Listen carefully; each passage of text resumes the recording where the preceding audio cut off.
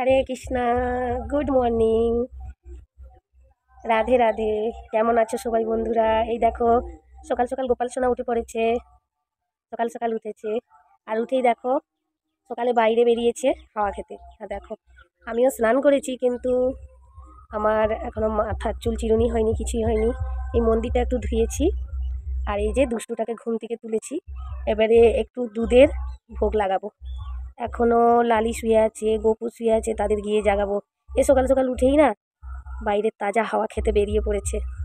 এই দেখ, এটা সকাল 7টার সময়। তখন স্নান সিঙ্গার শ্রীজিকে করিয়েছি, আর গোপাল সোনাদেরও করিয়েছি। তো তারা দেখো কি সুন্দর সাজুগুজু করে সবাই বসে আছে, মনে হয় যেন কোথাও ঘুরতে যাবে। কোথায় ঘুরতে যাবে রাধে? কোথায় যাবে সবাই ঘুরতে এত সাজুগুজু? তো দেখো, আজকে সোমবার, সবাই সাদা সাদা ড্রেস পরেছে।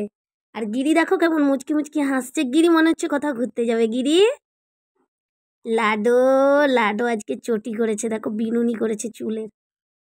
প্রচণ্ড গরমে না আমি লাডোকে চুল লাগাতাম না, কিন্তু লাডো না রাগ করতো। তো ভাবলাম ওনার যদি একটু সিঙ্গার কম পড়ে যায়, উনি একটু না রাগ করে। তো কি করা যাবে। আর 9টার দিকে, এটা 9টার সময় দিয়েছি একটু শুকনো ভোগ। আজকে ভোগ রান্না করিনি, আর সকালের দিকে একটু শুকনো ভোগ, যেমন বিস্কিট আর চিড়া ভাজা, আর এটা মিষ্টি জল। তো জলে তুলসীও দিয়ে বসিয়ে দিয়েছি, যেহেতু সিজির ভোগে অ্যাকচুয়ালি তুলসী না দিলেও চলে যায়। তো যখন হচ্ছে যে শ্রীজি আমাকে কৃপা করেনি যাকে বলে, তখন আমি সেবা পাইনি। তো গোপালজি ছিল, তো নারগোপালের সেবা করতাম। তো তখন তো শ্রীকৃষ্ণের সেবায় তুলসী দিতেই হতো। তো যবে থেকে শ্রীজি আমাকে কৃপা করেছে শ্রীজির সেবা করার জন্য, তো তুলসী দিলেও চলে, আবার না দিলেও চলে। আর আমি প্রথম থেকে দিই, তো একটা অভ্যস্ত হয়ে গেছি, তাই তুলসী দিয়ে দিই। আবার কোনো কোনো সময় হয় এরকমই, তুলসী দিও না, হয়ে যায়, কম হয় ওই সময়টা।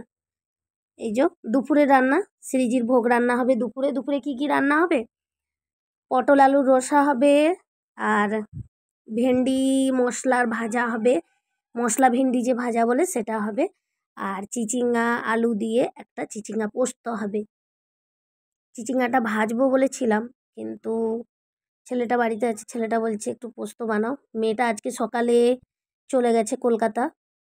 চলে গেছে বলতে চলে আসবে, ফিরে চলে আসবে। তো ও হচ্ছে যে ইউনিভার্সিটিতে ভর্তি হতে গেছে বারাসাতের।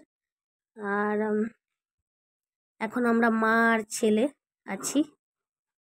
ভোগ রান্না হবে, ভোগ রান্না করে প্রসাদ পাবো। আজকে পটলটাও একটু লম্বা লম্বা করে কেটেছি, এমনিতেই গোল গোল করে পটল কাটি, তো লম্বা করে কেটেছি। চলো এবারে যাই রান্নাঘরের দিকে। রান্নাঘরের দিকে চলে এসেছি, কড়াইতে তেল দিয়ে শুকনো লঙ্কা পাঁচফোড়ন দিয়ে আর সবজিটা তুলে দেবো, যেটা হচ্ছে চিচিঙ্গা পোস্ত বানাবো। তো চিচিঙ্গা পোস্তটা বানিয়ে নিই। বন্ধুরা, এইটুকুনি আজকের ব্লগ। আর কাজের জন্য আমি বেশি অনেক বড় বড় ব্লগ দিতে পারছি না, এই খুব কম সময়েরই ব্লগটা আমি দেখাতে পারছি। অনেক সময় ব্লগ ভিডিও ছাড়িও না, আমার চ্যানেলে গেলে জানতে পারবে, কারণ কাজের এতে আমি পারি না তেমন একটা ভিডিও দিতে। তো শর্ট ভিডিও দিই।